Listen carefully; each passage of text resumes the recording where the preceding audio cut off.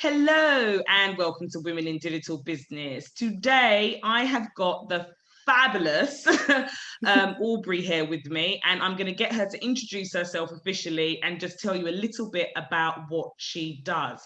So over to you, my lovely. Hello, everybody. I am Aubrey Terrazas. I actually do quite a bit in the wine business. So I'm an advanced sommelier, master sommelier candidate. Yeah, always a fun topic. So in terms of digital businesses, I'm a co-founder of a wine club app and subscription service based in the States called Palate Club that matches wines to your taste using AI.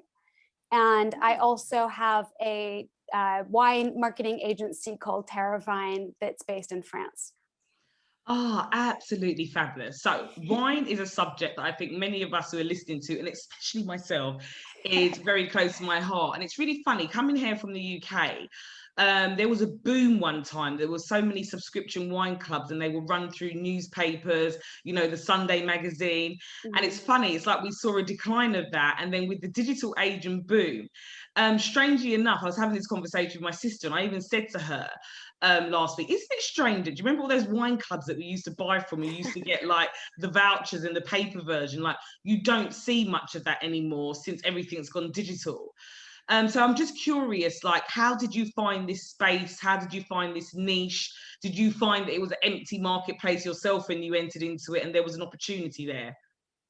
Sure. And I'll be clear too that so the founder Nikola, it was definitely his dream and his vision that got us started. And I came on very early on in the project to help with the wine expertise, as well as being able to contribute to the executive team from a marketing standpoint.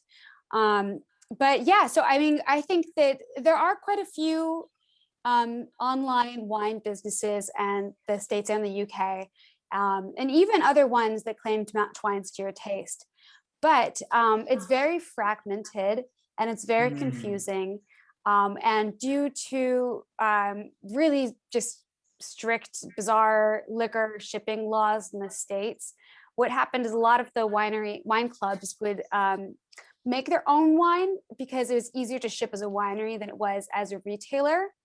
And so they were using bulk wine. So for example, a lot of these other online wine clubs, it would say that you have a wine from Sancerre in France, but they actually brought in the grapes from France, made it at a winery in California, and put a really nice label on it.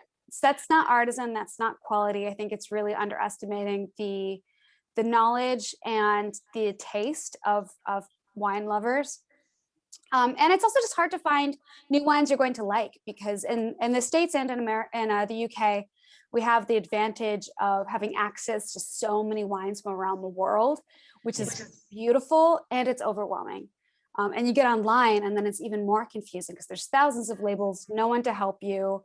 And a lot of the traditional online wine retailers, because they have to use bigger volumes, they're going to get from kind of more bigger mass-produced wineries. Not to say they're all bad, but it does limit your selections to discovering new regions, artisan producers, sustainable producers, and things like that.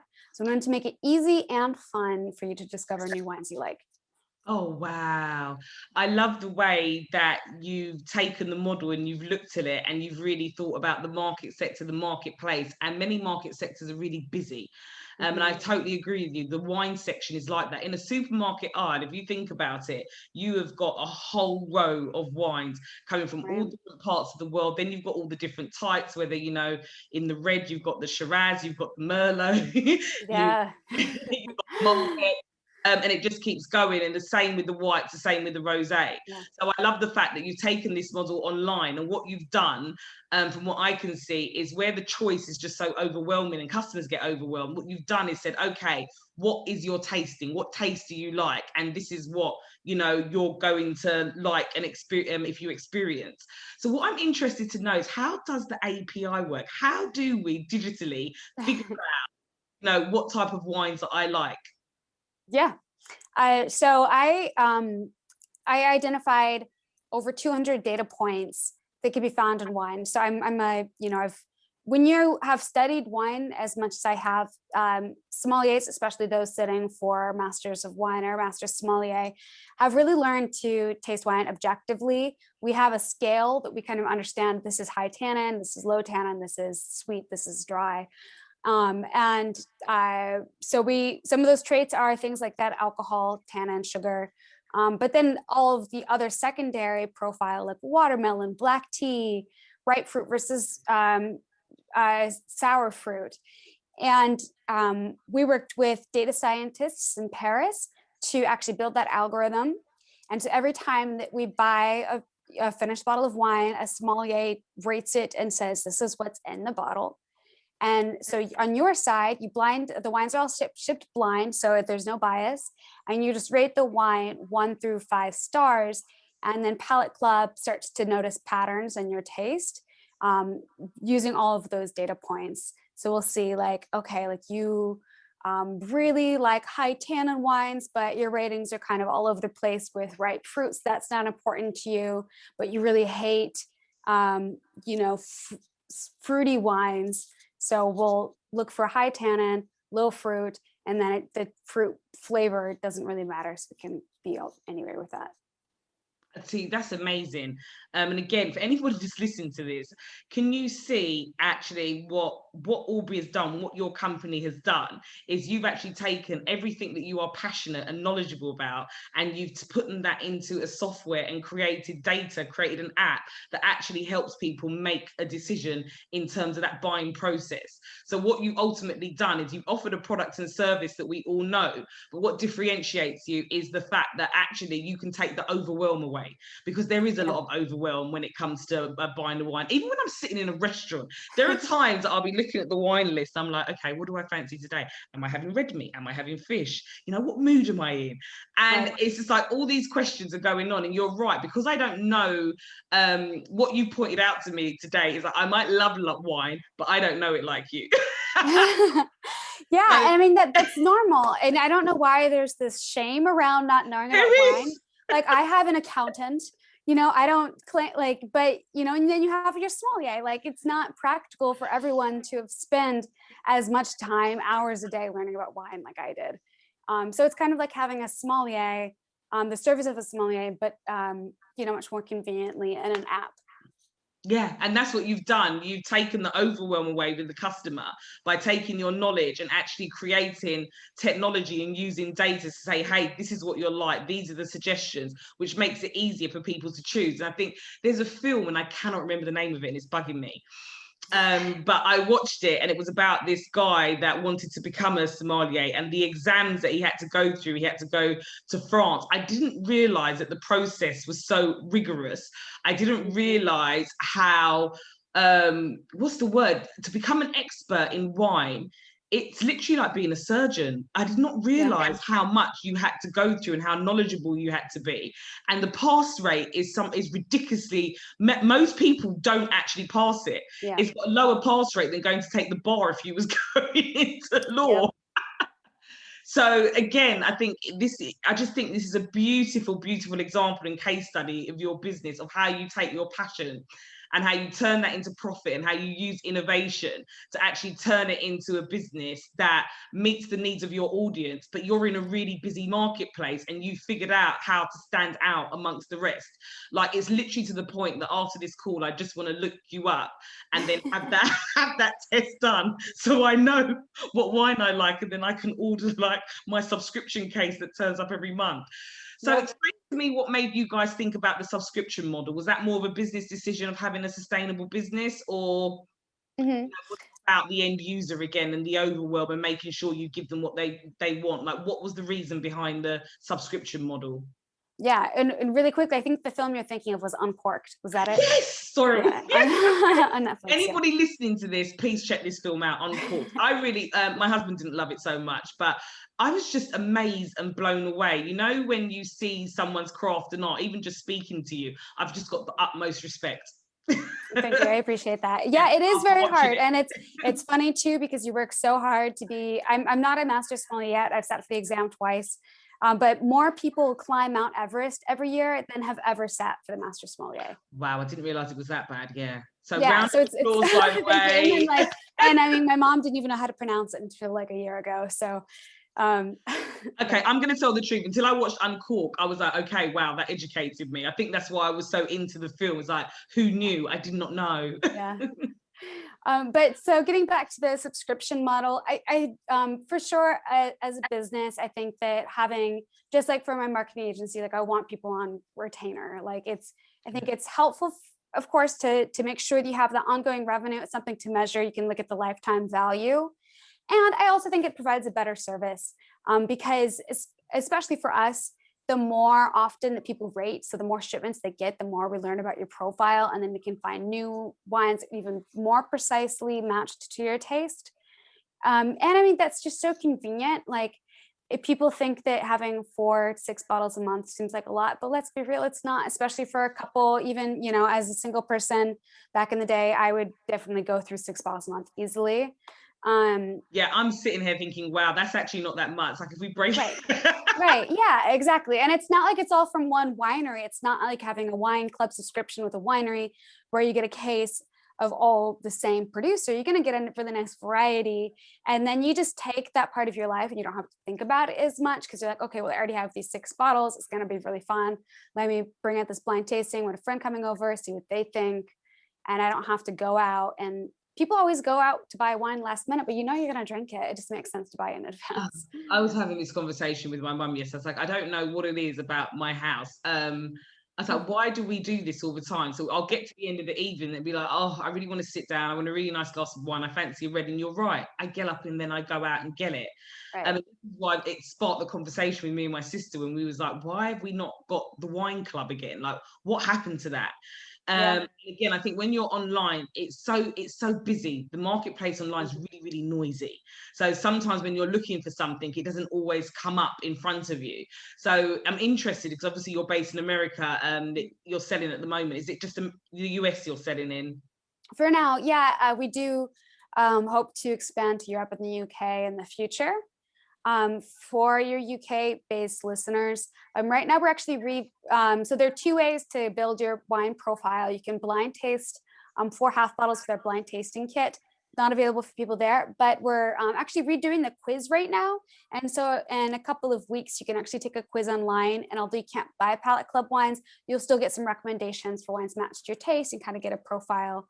That is absolutely fantastic. So what we'll do, anyone that's watching this, listening to this, there'll be a link in the bio where you'll be able to go and do that survey, because I know I'll definitely be doing it. And for our listeners and our audiences in America, please make sure that you go and check it out. But I think for me, I'm blown away, just in the sense of I'm actually one of your target audiences. So my next question that I was going to ask is, really, in such a noisy marketplace, how do you get your audience? Like, what methods of marketing, digital strategies do you use to get in front of the right people? Yeah, I think a big part of, so wine is a tricky thing, because with music or with art or with fashion, you kind of have an idea of whether you're going to like it or not before you get it. Wine is an experience. And so I think so much of it is around having really good branding, so people kind of understand what the experience is going to be like before they have it. And so that was a big thing for us. We just recently rebranded, all new designs everywhere. And that stands out because wine, for some reason, they always make it so boring. It's like gray and burgundy and like really like basic text. And I think that was because, traditionally, it was only for a certain demographic, but now the wine drinking population has grown a lot, and the younger wine drinker in the 20s and 30s are much more experienced, and even in their 40s, millennials, Gen X, they're more open-minded about the types of wines they drink. They want to experiment more and play. Beyond that, we have done a lot of traditional marketing channels. We've tested Facebook ads, Google, whatever. But for us, again, it gets back to the experience. And so we're also working on an ambassador program right now where people can host virtual tasting or in person and get commission for the sales. Brilliant. I absolutely love that, which means, and word of mouth is just, it's always Yeah, going to be the strongest form of marketing. sure. But I resonate with what you're saying. As a digital marketer myself, I think many businesses underestimate the power of branding. It's one of those things that when they start off a business, especially if you're a product-based business, you're so passionate about what you've put into your product and bringing it into market, you don't realize the importance of letting your customer know and understand what you stand for and what you represent. Right. And exactly like you said, what's the experience that you're going to take them through? And branding can be the one thing that lets you down. Even for me, it's been one of the things, as even as a marketeer, I've had to come and revisit, because you kind of got this attitude in the beginning of, yeah, I've got a great logo. Yeah, I've got the website up and running. It's like this checkbox thing. And quite often it's the one thing that will have a detrimental effect on your sales if you're not connecting with the right audience. So I actually totally get what you're saying. It's an experience. You're right. It's not someone that you can say, it's this type of person, the demographics and persona that drinks wine. Everybody and anybody can drink wine, and they can come from any background, have any types of interests. So it's got to be something about the experience of what they're having and what they're attaching that to that's going to make them purchase. So I totally get where you're coming from on that front. But I absolutely love your business model. I just want to let you know I'm really in awe of you today. And I mean that from the bottom of my heart. You're just so well versed, well educated and knowledgeable in your market space. You also understand the fundamentals of your business commercially and what's going to drive it in the market. And it's just really nice to meet and see a woman that is just rocking it the way that you are. I just take my hat off to you. I really, really do, on a serious note. Like, you should be so proud of you. I feel like I'm really, really proud of you. And it's just like, wow, that's a huge achievement. And I just absolutely love the business model. So I'm definitely going to make sure I plug this with my friends and family in the US. Thank you. Yeah, we appreciate that. We are I am. startups, It's like, you've got to check this out. Make sure you're fully stocked when I get there. I'm definitely going to be filling the survey out just to figure out more about what type of wine I like. And I think, again, you're just very innovative. What I mean by that, even the fact that you're doing a survey to the UK, you're not selling there. It's just the fact that now you're building an audience and you're building insights into a marketplace that you will enter, to make sure that when you enter it, you understand, what it is that's going to appeal to them. And the amount of people that I always hear say, I'm not ready for marketing because the product's not ready yet. It doesn't matter. You should still be doing research, and you should still be getting leads in, so you've got data to base your marketing campaigns off of and understand where you're going to place yourself in that market. And best of all, leads turn into sales. Right. So if you can be building leads in the meantime of while you're getting ready to hit a marketplace, that's the best place to be. So yeah, very well-rounded, smart lady in Yeah, I appreciate it. And piggybacking off of what you said, our founder Nicola always says, and I think he's quoting someone else that I can't remember who, but he says, if you're not embarrassed about your product when you launched too late. Yeah. I mean, you need to start getting that feedback right away. You need to start, changing, because you might have had an idea of what's going to work, and then you go out there in the market. I mean, we definitely we had learnings over the past few years that were really important to us. Like our pricing was too high for this type of audience in the beginning, little things, and you learn. And I absolutely agree. Most people start marketing too late. Yeah, way too late. That's one of my problems, by the way. I sell a range of luxury candles. And I went into the marketplace. I actually went into marketplace too low. Go figure that. I put the price up and sold more. Yeah. The marketplace will tell you your price. Right. Yeah, you learn. Yeah, For sure. Sometimes it's too high, sometimes it's too low, but yeah. So no, I totally resonate with that. Well, all the links are in the bio, but please, can you just give us a breakdown of exactly how to follow you on Instagram, the subscription details, so people can go and check out the site, whether it's for a case study, whether you're going to order cases of wine, but please do support. It's really, really important. So yeah, hit me with all the tags and the directions to the website. Yeah. Okay. So the website is palateclub.com, PALATECLUB.com. My Instagram is Aubrey Pops Bottles. My LinkedIn, Aubrey Terrazas. I've only ever found one other Aubrey online. She's a 12-year-old with a YouTube channel, so you should be able to find me.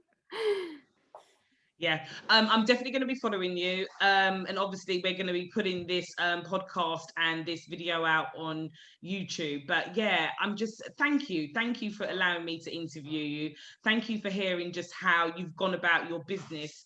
And no, just thank you in the sense of, like I said, you're one of the rare people that I've spoken to in a while that you've actually really taken your passion and the way that you've had to educate yourself and the dedication that it would take to educate yourself and turn that into a business framework and model.